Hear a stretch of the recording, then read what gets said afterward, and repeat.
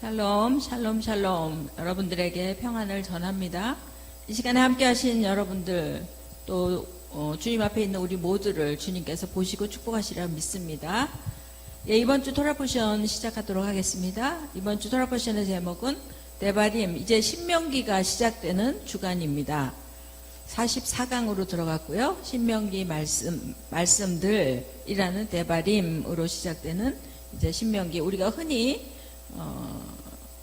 영어에서는 두트로노미 해서 어떻게 보면 등사본, 등사해서 한 분은 원 사람이 갖고 또 한 분은 계약자가 갖고 하는 그런 등사본의 의미를 갖는 두트로미라는 말씀을 쓰기도 하는데, 여기 히브리어는 말씀들 이렇게 되어 있어요. 모세의 두 번째 말씀, 두 번째 가르침, 또 이제 2세대가 돼서 가나안 땅에 들어가야 될 새로운 세대들을 향한 말씀, 이렇게 우리가 볼 수 있겠습니다. 그래서 신명기 1장 1절부터 보면 모세가 요단 저편 숲 맞은편의 아라바 광야에서, 또 바란과 도벨과 라반과 하세론과 디사합 사이에서 이스라엘 무리에게 선포한 말씀이니라, 이렇게 되어 있습니다.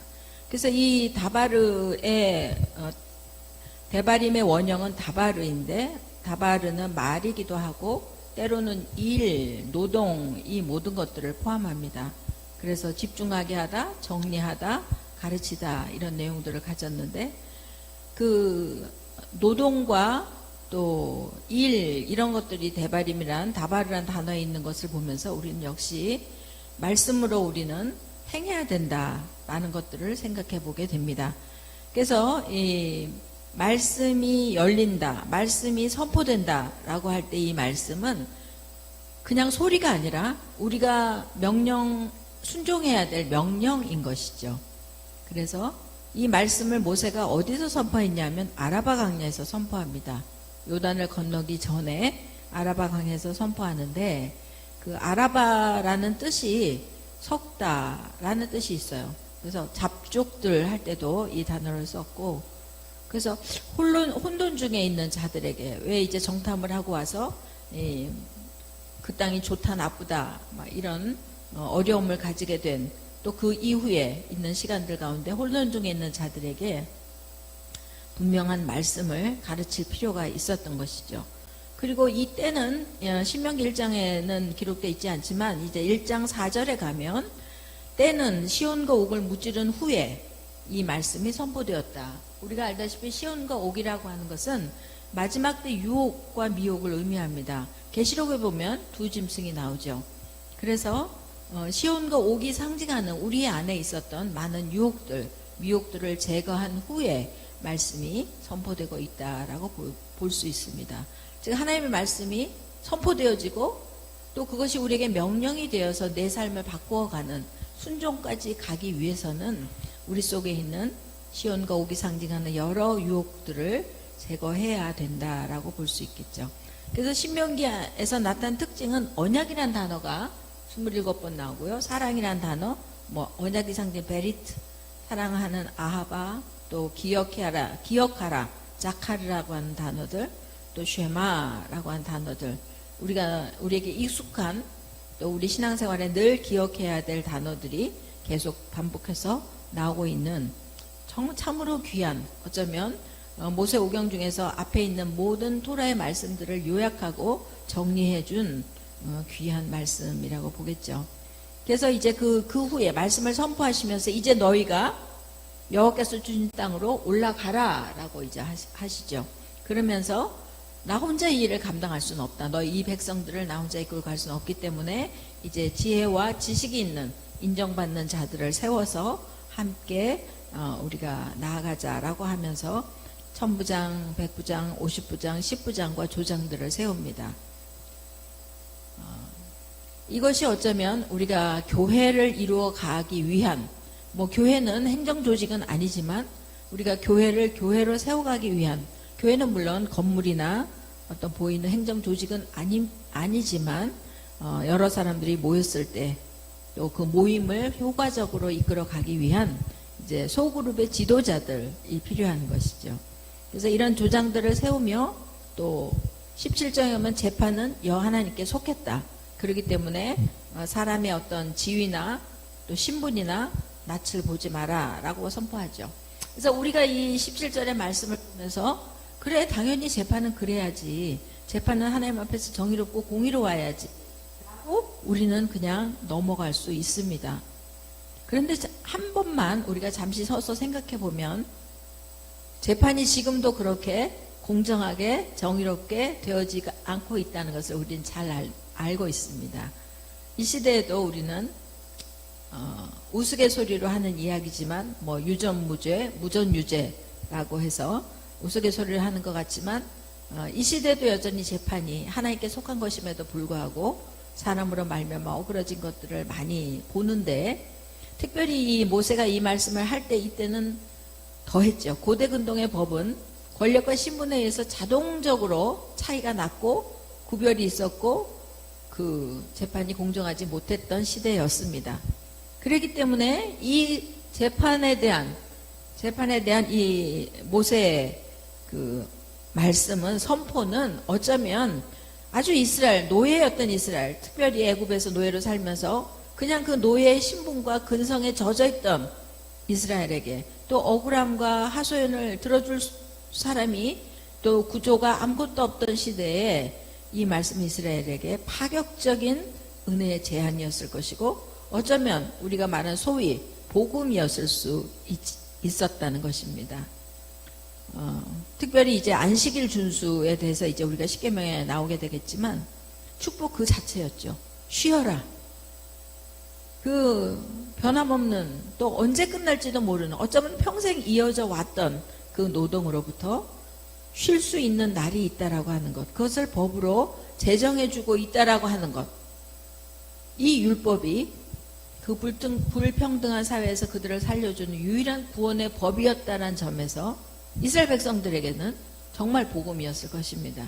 우리가 지금 율법을 생각할 때 구약, 특별히 구약이라는 것들을 생각할 때 구약은 굉장히 엄격하고 우리를 얽매이고 우리에게 자유를 뺏어가는 것 같은 그러한 느낌을 또 우리 선입견을 우리는 갖고 있지만 이 시대에 선포되었던 이 말씀들은 토라의 말씀들은 정말 노예 신분이었던 이스라엘에게 또 사회적 약자와 여러 가지 어려움 속에 있던 연약한 자들에게 있어서 이 법은 복음이었습니다.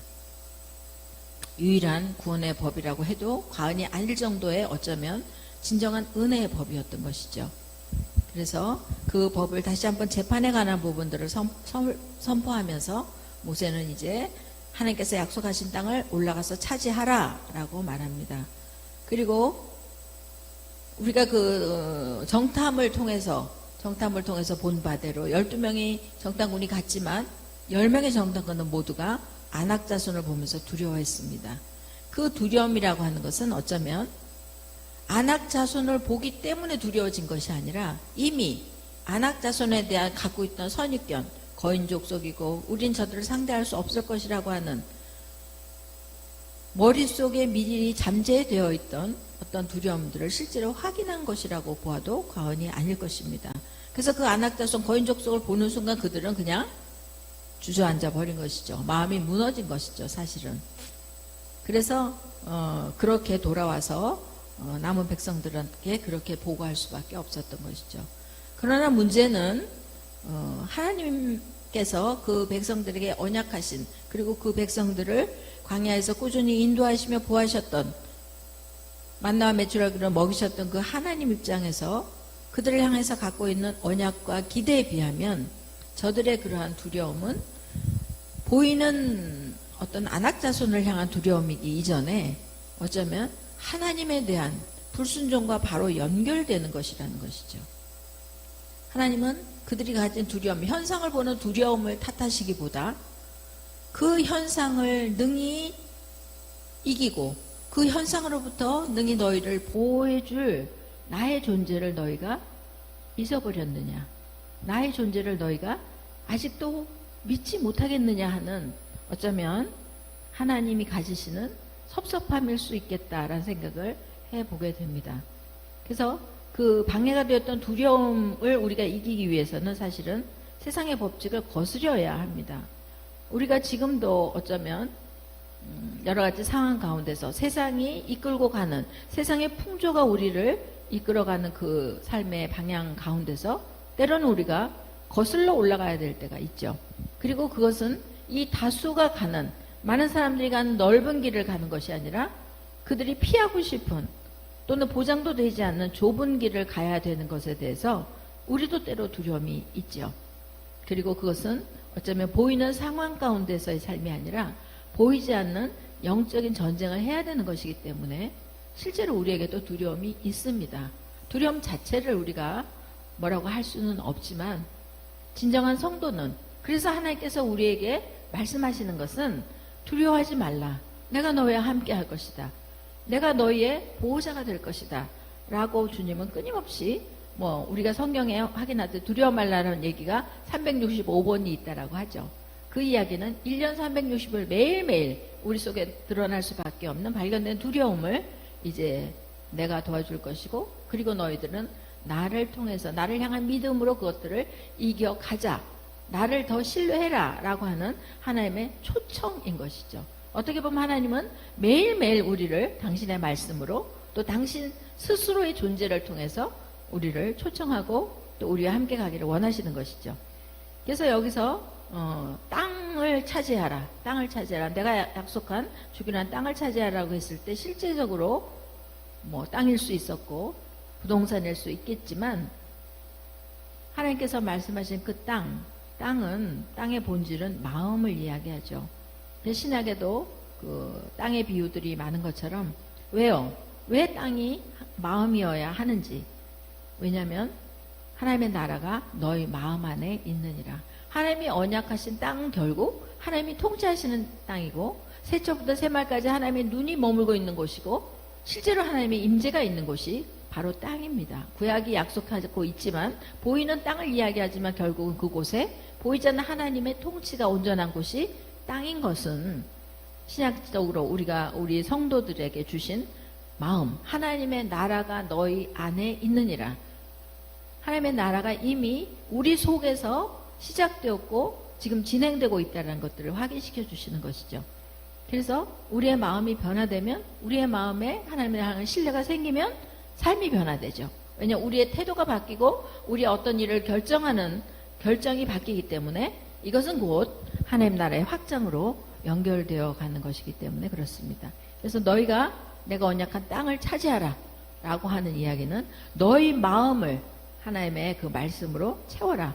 또 그 땅을, 그 마음을 너희의 상속으로, 너희의 기업으로 이어가라. 하나님의 나라를 너희 마음 안에서 확장시켜 나가라 하는 얘기와 동일한 의미를 갖는다고 볼 수 있겠습니다. 그리고 이제 신명기 1장 22절부터 이제 여기 땅을 정탐한 자들의 이야기가 잠깐 나왔는데요. 문제는 이들의 그 두려움으로 말미암는 그 보고, 우리는 저 땅을 도저히 들어갈 수 없다라고 했던 그 불신과 거역으로 말미암아 그때부터 무엇이 시작되냐면 그때 그날이, 그들이 보고한 날이 아부월 8일이었고 아부월 9일부터 이제 저들에게 새로운 광야의 삶이 시작되죠. 즉 너희는 내가 언약한 땅에 들어가지 못할 것이다. 여기 여호수아 갈렙 외에 이제 새로 태어난 20세 이하의 어린이들 외에는 너희가 들어갈 수 없을 것이다. 우리가 지금 이번 주 민수기 토라포션을 하면서 유대력 아부월 9일이 지나갑니다. 티샤베아브라고 하는 성전 파괴일, 이스라엘의 국치일이죠. 그 티샤베아브를 잠시 보면 금식이 합니다. 이날에 모든 이스라엘 백성들은 금식하죠. 느부갓네살에 의해서 솔로몬 성전이 파괴된 날입니다. 이들이 잘못된 그 정탐을 한 잘못된 보고와 그 말씀에 대한 불신으로 시작된, 이제 그래서 하나님의 심판, 그 땅을 들어가지 못하게 된 심판이 시작되면서 이 아부월 9일에는 이런 성전의 파괴들이 일어납니다. 솔로몬 성전이 파괴됐고 두 번째 헤롯 성전이 파괴됐습니다. 그리고 AD 133년 바코브와 반란 때에도 그들이 성이 무너졌고요. 그 다음에 1290년 영국에서 유대인들에 대한 대추방이 일어납니다. 영국에 살고 있던 유대인들이 강제로 추방됩니다. 1492년 동일하게 스페인에서 살고 있던 유대인들이 추방됩니다. 폴란드에서 유대인 학살이 일어나는데 1942년 14년에 홀로코스트를 일으킨 세계전쟁이 발발했고 그 아우슈비츠에서 일어났던 그 홀로코스트. 근데 그 아우슈비츠는 원래 폴란드에 먼저 있었죠. 그래서 독일이 폴란드를 점령하면서부터 200만 명이 넘는 유대인들이 게토에서 살게 됐고 그들은 이제 학살로 이어지게 됐죠. 그래서 시작되었고 이제 홀로코스트가 계속 진행되어 나가게 되는. 그래서 유대인 학살도 이날 시작된 것입니다. 그래서 아이러니하게도 역사적으로 성전이 무너지는 그 달, 그 일이 일어났던 그 달에 하나님의 말씀이 주어진 것이죠. 어떻게 보면 세상에 보이는 성전, 세상이 만들어 놨던 그 성전은 무너지고 말씀이 상징하는 아들이 주는 말씀, 아들이 상징하는 그 생명의 말씀만이 온전한 성전이다 라는 것들을 의미하고 있다라고도 볼 수 있겠습니다. 그래서 이제 신명기 너희가 들어가서 그 땅을 차지하라 라고 말씀하신 것처럼 이제 여호와께서 1장 30절부터 보면 다시 한번 자신의 그 하신 일, 자신의 모습을 이렇게 설명하십니다. 모세를 통해서 물론 가르치고 계시지만 이렇게 말씀하시죠. 여호와께서 애굽에서 행한 것처럼 이제도 너희를 위하여 싸우실 것이다. 사람이 자기의 아들을 안는 것처럼 여호와께서 너희를 안고 그 광야를 건너오셨는데 그것을 너희가 믿지 않았고 이제 역시 가나안 땅에도 너희보다 먼저 그 길을 가실 것이며 너희를 위해서 장막 칠 곳을 찾으실 것이며 불과 구름으로 갈 길을 지시하실 것이다. 하나님께서 모세를 통하여 설명된 이 여호와의 모습은 오늘 이 시대 우리들에게도 동일하게 역사하고 계시는 또 자신을 계시하고 계시는 하나님의 모습이라고 우리가 믿습니다. 그래서 여호수아와 갈렙만이 그 땅에 들어가게 되고요. 갈렙이 상징하는 여호수아 상징하는 예수와 또 갈렙이 상징하는 온 마음으로 충성스러운 그 귀한 종들을 통해서 이제 그 광야 가나안 땅을 점령하러 들어가게 됩니다. 그래서 이제 광야로 이동해서 이제 들어갈 때에 너희들이 친히 말했던 것처럼 어린아이들은 들어가지 못할 거다. 또 선악을 알지 못하는 자들은 들어가지 못할 거다라고 했지만 어린아이들이 들어갔다. 어린아이들은 타프라고 해서 선을 말할 수 있는 입을 가진 자들을 이야기합니다. 그러니까 이 이야기는 또 선악을 알지 못하는 자들, 선과 악의 구별을 내가 하지 않겠다라는 뜻이죠. 그래서 우리가 신약에 보면 어린아이 같지 않으면 마가복음 9장에는 너희가 어린아이 같이 하나님 나라를 받들지 않으면 할 수 없다라고 했던 것은 이 어린아이가 상징하는 것은 이제 내가 하나님의 선만을 말하겠다 또는 이제 내가 선과 악의 구별을 내 기준으로 하지 않겠다. 하나님의 선을 말하겠다라고 하는 자들이 이제 어린아이들인 것이죠. 우리는 우리에게 주어진 어떤 상황 가운데서 어떤 일이 닥치거나 상황이 발발하면 내가 판단합니다. 저것은 옳고 저것은 그르다. 또 이렇게 해야 되고 저렇게 해야 되고 라고 하는 어떤 결정을 나도 모르는 새 순식간에 하게 됩니다. 우리가 살아왔던 인생의 경험들이 또 내가 느껴졌던 선입견들이 그런 결정들을 하게 하죠. 문제는 그렇게 내가 결정하고 내가 판단을 하면 하나님이 도우실 일이 참 어려워진다라는 것이죠. 그래서 천국은 어린아이와 같이 되어야 한다라는 이야기에는 나에게 있던 어떤 판단과 느껴지는 결정권 자체를 하나님 앞에 내려놓는 것을 의미합니다. 하나님, 나는 이 상황을 보면서 딱 이렇게 생각이 되는데 이렇게 가야만 할 것 같은데 근데 우리의 존재는 한치 앞을 모르는 존재이기 때문에 하나님, 저는 이렇게 생각이 되지만 이것들을 먼저 주님 앞에 내려놓겠습니다. 주님께서 더 확실하게 아시고 주님께서 더 좋은 것을 우리에게 주실 분인 것을 알기에 아까 신명기 1장 33절에 말씀하신 것처럼 우리의 장막 칠 곳을 미리 알고 계시고 또 먼저 가 계시는 우리 하나님 앞에 나의 이 모든 결정과 생각과 판단들을 선악을 내가 선악이라고 생각했던 모든 것을 먼저 하나님 앞에 내려놓겠습니다 라고 말하는 것을 의미합니다. 그래서 순종의 핵심은 어린아이의 상태라고 하는 것은 기준을 자기에게 두지 않는 것입니다. 그래서 어쩌면 우리가 믿음을 갖는다라고 하는 것은 말씀을 순종하는 것인데 말씀을 순종한다라고 하는 것은 정말 본능적으로 내게서 나올 수 있는 모든 삶의 어떤 판단과 생각들을 잠시 내려놓는 것들을 훈련하는 것입니다.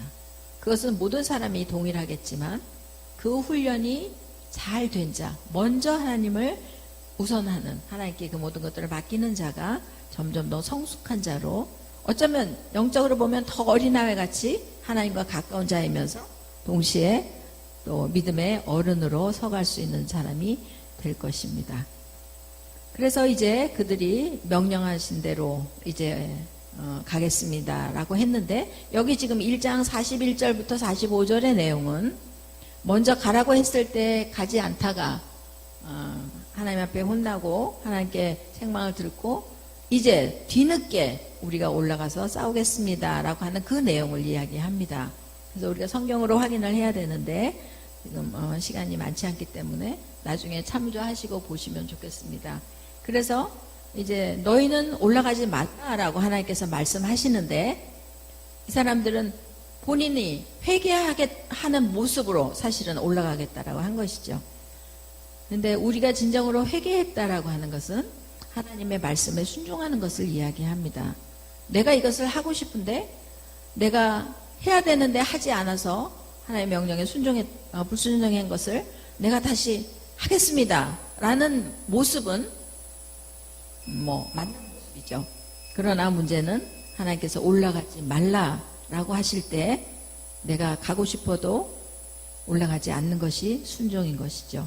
그래서 그들이 거역하고 산지로 올라감으로 인해서 이제 호르마까지 쫓겨 내려오게 되는 실패해서 또 패해서 전쟁에 패해서 호르마까지 쫓겨 내려오게 됐고 이들이 통곡을 합니다. 근데 문제는 하나님께서 통곡을 해도 저들이 통곡해도 여호와께서 듣지 않았다라고 기록되어 있습니다. 우리가 이들의 이런 모습을 통해서 배워야 하는 것은 우리도 우리 자신을 돌아봐야 하는 것은 하나님 말씀대로 내가 하지 않은 일에 대해서 돌이켜서 하는 것도 중요하지만 내가 돌이켜서 또 이 일을 해야 되는가에 대해서 하나님의 음성을 먼저 듣는 것이 중요하다는 것입니다. 그리고 내가 해야 될 때 하는 것이 영적 기회를 놓치지 않는 일입니다. 모든 영적인 일에는 하나님의 계획과 타이밍이 있는 것이죠. 우리도 사람과의 관계에서도 그렇고 우리가 어떤 일을 처리할 때도 그렇고 우리가 살아갈 때에 타이밍을 놓치지 않아야 될 때가 있습니다. 영적인 일에도 마찬가지인 것이죠. 그래서 우리가 신랑을 기다리고 있는 열처녀 비유를 많이 봅니다. 천국 비유를 보면서. 근데 신랑을 열심히 기다리고 있었는데 그들은 기름을 준비하지 않았죠. 즉 기름 준비해야 될 타이밍을 놓쳐버린 것이죠. 미리 준비해야 되는데 준비하지 못했고 신랑이 오셨을 때 준비되지 못한 기름 때문에 그들이 들어가지 못했던 그 안타까운 이야기를 성경은 기록하고 있습니다. 우리는 아직 끝이 아니기 때문에 이런 성경의 권면들이 또 지금 이 신명기에 나타난 이들의 어떤 태도들을 보면서 우리는 우리에게 주어진 상황, 모든 기회의 상황 앞에서 타이밍을 놓치지 말아야겠다. 그것이 말씀하시는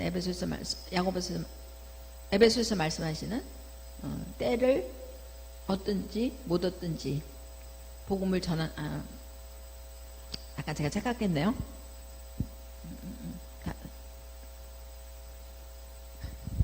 네, 그건 넘어가겠습니다.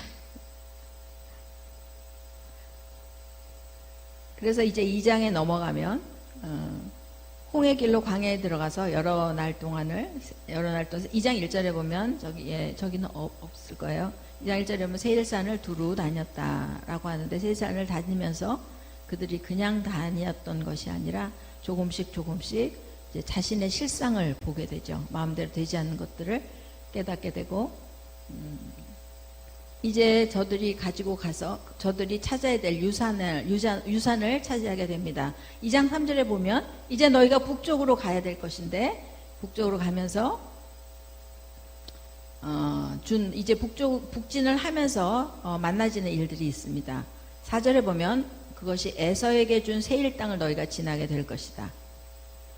그리고 이들이 북진을 하면서 그동안 정말 노예처럼 지났던 자들이 광야에서 훈련을 받았고, 이제 또 1세대가 죽으면서 다음 일어난 세대들로 말미암아 하나님께서는 이들을 군대로 다시 한번 정렬시켰던 것들을 우리가 보게 됩니다. 불순종의 세대들이 이제 정리가 되고 1세대에 주신 언약들을 취하게 되는 이 세대와 함께 주님은 이제 자신의 언약을 성취하시죠. 그래서 이들은 하나님의 말씀을 적용하는, 또 하나님의 말씀에 더욱더 순종하는 세대로 세워지고 있는 것을 보게 됩니다. 1세대에서의 광야의 삶이 훈련이었다면 이제 가나안을 들어가는 2세대의 삶은 실전입니다. 그래서 이제 4절에 보면 에서에게 준 세일 땅을 지날 때에 너희가 다투지 말아라. 그 땅은 에서에게 준 것이 너희가 그 땅을 취하려고 하지 말아라는 말씀이죠. 그래서 너희가 그 유산을 취하라. 유산으로 주었다라고 할 때 이 유산이 굉장히 중요한 단어인데요. 야라시라고 하는 언어에서 나온 단어입니다. 상속하다, 단순히 앉아서 상속을 받는 것이 아니라 되찾아오다, 원수에게 빼앗겼던 것들을 되찾아오다라는 의미가 있습니다. 근데 이것들을 되찾아오려면 전쟁을 통해서 되찾아와야 하는 것이죠. 그래서 우리가 이 신명기를 통해서 2세대의 삶, 가나안 정복을 위한 2세대의 삶에서 우리가 다시 한번 깨달아야 하는 것은 하나님은 언약을 주십니다. 그리고 그것을 우리에게 선물로 주십니다. 그러나 그 선물은 완성된 선물이 아니라 우리가 가서 취해야 되는 그러한 선물입니다. 우리가 가서 그 선물을 선물로 찾아와야 하는 것입니다. 그래서 하나님의 언약을 성취하는 법, 즉 기도 응답을 받았어도 우리의 믿음을 통해서 또 순종하는 삶을 통해서 그것들이 완전한 응답으로 우리의 것으로, 우리의 기업으로, 우리의 유산으로 취해지게 되는 것들을 우리는 배웁니다. 그래서 우리가 열심히 기도하고 또 응답을 받지만, 또 응답을 받기를 기다리지만 그 응답이 응답으로서 우리에게 완성되어지는 것은 때로 시간도 필요하고 이런 순종하는 삶도 필요하다는 사실을 우리는 다시 한번 유념해야 할 것입니다. 왜냐하면 이제 에서에게 준 세일 땅, 이 땅들은 또 그들에게 허락됐던 땅은 신명기 2장 10절 12절 보면은 그들이 거인들이 땅을 전쟁을 통해서 취한 것이다 라고 설명하십니다. 이 이야기를 이스라엘 백성들이 이제 북진해서 그 땅을 지나면서 그들 자신은 아낙 자손을 보고 두려워하고 불순종해서 40년을 방황했는데, 이들은 모압과 암몬은 또 에서는 그 땅을, 그 가거인들이 살고 있던 땅을 전쟁을 통해서 이미 취하고 있는 모습을 보게 되는 것이죠. 특별히 모압과 암몬은 구약에 보면 총회에도 들어오지 못하는 그러한 족속으로 여겨졌던 사람들입니다. 그러니까 동일한 아브라함의 자손으로 이어지고 있지만 나뉘어졌던 이스라엘과 또 이렇게 모압과 암몬처럼 또 에서처럼 이삭의 자손이 아닌 다른 아브라함의 자손들은 이렇게 전쟁을 통해서 자기의 삶을 꾸리고 있었는데, 이스라엘은 그동안 노예 생활을 했기도 했겠지만 이렇게 그 정탐하는 사건 중에서 아낙 자손을 보고 두려워했던, 그리고 또 불순종했던 모습들이 스스로 자신들의 눈에도 부끄러운 모습으로 보였지 않았을까, 이렇게 생각해 보게 됩니다. 이제 모압과 암몬의 땅, 또 에서에게 줬던 세일 땅은 너희가 건드리지 말고 조용히 지나가야 하지만, 이제 24절 이후부터는 헤스본과 아모리 땅은 그 땅을 이제 너희가 일어나서 차지하라라고 명령하시죠. 그래서 이들이 가서 차지하게 됩니다. 주께서 허락하셨기 때문에. 그러나 우리가 이런 본문을 통해서, 이런 상황들을 통해서 우리가 다시 한번 살펴봐야 될 것은, 내가 싸워야 할 적은 누군가? 내가 가서 빼앗아서, 아까 야라 씨가 했듯이 내가 찾아가서 빼앗겼던 것들을 되찾아와야 될 땅은 누군가? 그렇게 싸워야 할 적은 누군가? 싸우지 말아야 할 적은 누구인가? 우리 이것을 분별해야 하는 것이죠. 형제의 땅을 빼앗는 것이 아니라 형제가 아닌 원수들이, 또 하나님을 모르는 사람들이 차지하고 있는 땅을 우리는 되찾아와야 되는 것이죠. 근데 우리는 가끔가다 이것들이 혼돈되어서 정작 싸워야 될 대상이 아닌, 싸우지 말아야 될 대상과 싸울 때가 있다는 것이죠. 그래서 하나님께서도 이스라엘에게 분명히 그것들을 구분해서 너희 형제의 땅은 아니다, 너희 원수들의 땅을, 가나안 족속의 땅을 차지해라 라고 분명히 말씀해 주시는 것처럼, 우리가 때로 분별이 안 될 때 주님께 물어야 합니다. 하나님, 내가 이 일과 또 이 상황과 이 사람들과 싸워야 합니까? 아니면 싸우지 말고 지나가야 합니까? 그것이 우리가 보기에는 옳은 일이라 할지라도, 때로 선해 보이는 일이라 할지라도 우리에게 이런 영적 분별력을 더해 주실 하나님 앞에 나아가는 것이 지혜로운 자가 해야 될 일이라고 생각이 됩니다. 그래서 이제 아모리와 가나안 족속, 이제 시온과 아모리와 시온의 모든 족속이 상징하는 것은 우리 속에 있는 내면의 죄성, 또 옛사람의 본성을 상징한다라고 말씀드렸습니다. 구약이 땅을 정복하는 전쟁이라면 신약은 아까 말씀했던 우리의 마음을 정복하는 전쟁인 것이죠. 그래서 구약에서만 전쟁이 있었던 것이 아니라 지금 살아가는 우리 세대에도 여전히 전쟁은 계속되고 있습니다. 왜냐하면 하나님의 나라가 아직 완성되지 않았기 때문에 그렇죠. 그래서 이렇게 전쟁을 하라고 하시는 이유는, 또 에베소 6장에서 하나님께서 전신갑주를 입혀주시는 이유는 우리에게 축복을 주시기 위한 것이고 전리품을 주시기 위한 것이죠. 그래서 여기 31절에도 시온과 그의 땅을 내게 넘겼다 라고 해서 그들이 남녀와 유아 모두 진멸하고 그 다음에 탈취물을 얻게 됩니다. 그래서 쭉 넘어가 보시면 애굽에서 가지고 나왔던 그런 애굽 사람들로부터 받아가지고 나왔던 것들은 성막을 건축하는 데 쓰여졌죠. 그래서 이들이 역시 시온과 옥의 땅에서 땅을 점령하면서 얻은 전리품은 이제 가나안에서 저들이 성읍을 세울 때에 그런 거룩한 성읍을 세우기 위한, 왜 그들이 지었던 우상을 섬겼던 여러 가지의 것들을 다 파괴하고 그들을 파하고 새로운 성읍을 세울 때에 그들이 사용되었을 것입니다. 그래서 하나님은 필요한 재정, 또 우리에게 거룩한 삶을 위해서 필요한 재정은 늘 미리 허락하시고 주시는 것들을 보게 됩니다. 그래서 그들이 여기 아르논 골짜기에서 아모리의 두 왕에서 뺏었던 모든 성읍들을 헤르몬산은 시론이라 부르고 시론이라 부르고 아모리 족속은 스닐이라 불렀다. 그들이 이제 새로운 이름을 그 성에 주고 새로운 모습으로 그 땅과 또 성읍들을, 또 그 땅의 백성들을 새롭게 지어져 가고 세워가는 것들을 우리가 보게 됩니다.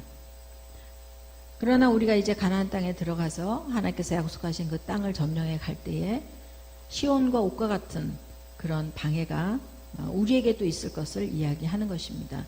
이스라엘과 우리가 지금 가고 있는 것은 동일한 여정입니다. 지금 구약에 나타난 이스라엘은 하나님께서 허락하신 가나안 땅을 향해서 가고 있다면, 우리는 이제 이스라엘뿐 아니라 한세 사람이 된 그 뿌리로부터 가지에 접붙여져서 이제 이스라엘과 함께 새로운 한세 사람이 된 우리는 동일하게 영적인 가나안을 향해서 가고 있는 여정이죠.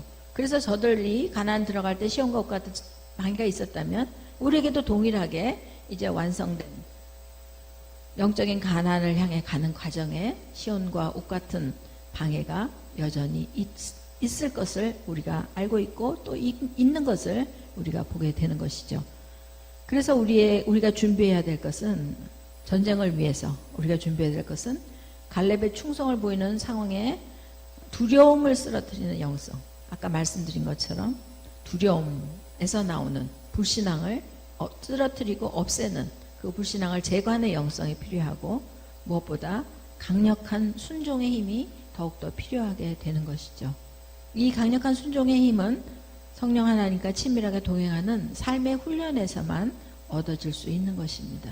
그래서 우리는 강력한 성령의 은사, 때로는 큰 믿음들을 요구하지만 그것은 한 번에 이렇게 하나님께서 확 주시는 것이 아니라 우리가 살아가는 일상의 모든 삶의 여정에서 또 일상적인 삶의 훈련들을 통해서 이런 것들이 만들어지는 것들을 우리는 간과해서 하면 안 되겠습니다. 그래서 오늘도 하나님께서 우리에게 말씀하신 영적 전쟁을 치르기 위해서는 아까 말씀드린 것처럼 어린아이와 같이 하나님께 먼저 우리의 판단이 아닌 우리의 생각이 아닌 하나님의 생각과 판단들을 의지하게 하는 주님, 저희들은 아무것도 모릅니다. 저희들은 주님이 도우시지 않으면 아무것도 할 수 없습니다. 라고 하는 그런 마음으로 그러한 삶의 훈련을 통해서 하나님 앞에 점점 더 강한 용사로 준비되어 갈 수 있을 것을 믿습니다. 그리고 이제 마지막 신명기 3장 뒷부분에 오면 이제 요단 동편의 땅이 르벤과 갓과 므낫세 반지파에게 주어지죠. 그래서 3장 15절에 보면 마길에게 길르앗이 주어졌다라고 되어 있습니다.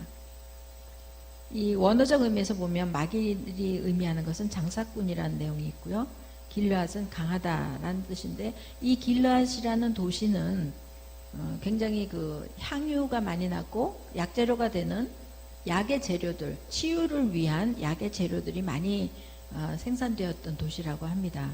그래서 이 하나님의 치유를 줄 수 있는 또 거룩한 향을 사용할 수 있는 것들이 생산되는 땅이 마길이 상징하는 그 장사꾼에게 주어졌다라고 하는 것은 참 미래의 어떤 모습들을 우리가 예상하게 하는데요. 그 예수야의 기름 부음이 또 길르앗의 치유가 장사꾼에게 주어진 것처럼 때로는 합당하지 않은 목자리에서 타락할 수 있음을 우리가 예상할 수 있습니다. 어쨌든 이거는 원어적 의미에서 그 단어가 갖는 의미에서 우리가 생각해 볼 수 있는 것이지만 또한 이들이 이 땅을 요구했던 이유가 무엇인지를 우리가 보게 되는데요. 그들은 자신들의 가축이 많았죠. 므낫세 지파가. 그리고 그 땅을 보니까 가축들이 먹을 풀이 많았던 거예요. 눈에 보기에 좋았기 때문에 저들은 그 땅을 요단 저편에, 요단을 건너기 전에 동편의 땅을 요구했던 것이죠. 그래서 이들이 언약의 땅에 대한 소망이 아니라 자신들의 가축들을 먹이기 위해서 눈에 보이는 환경적인 좋음을 선택했던 것이죠. 이런 사람이 그 롯이었죠. 아브라함과 함께 떠나서 본토 친척 아비 집을 떠나서 여호와의 지시한 땅으로 같이 가던 여정 중에 나뉘어야 할 때에 그들이 이제 종들도 많아지고 가축도 많아져서 나뉘어야 할 때 롯은 바로 이런 태도로 땅을 구했죠. 그리고 그것은 소돔 고모라 땅이었고 결국 롯의 인생은 아까 이야기한 모압과 암몬의 자손을 이어갈 수밖에 없는 어려움으로 들어가게 됐죠. 그래서 우리가 어떤 것을 선택할 때에도 동일하게, 왜냐하면 하나님이 약속하신 땅은 요단을 건너서 가나안에 있는 그 땅이었는데 이들은 자신들이 보기에 언약보다 자신들에게 필요한 것을 통해서 선택했던 것들을 우리가 결과적으로 보게 됩니다.